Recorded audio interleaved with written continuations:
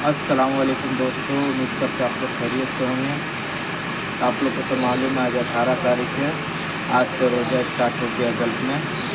तो बहुत भाई लोग का सवाल रहता है, भाई गल्फ़ में रोज़ा रख के काम कैसे करेगा आदमी, गर्मी इतना करता है।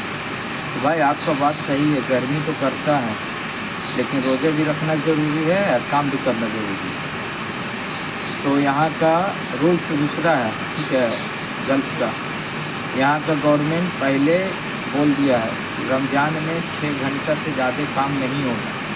अगर आपको दिल नहीं कर रहा 6 घंटे के बाद काम करने का, तो आप रूम जा सकते हैं। ऐसे छुट्टी हो जाता है, 6 घंटा काम कीजिए, उसके बाद छुट्टी हो जाती है। अगर आपको 6 घंटे से ज़्यादा काम कीजिएगा तो कंपनी आपको ओवर टाइम देगा, ठीक है। ओवर टाइम इसका पैसा आपका अलग से बनेगा।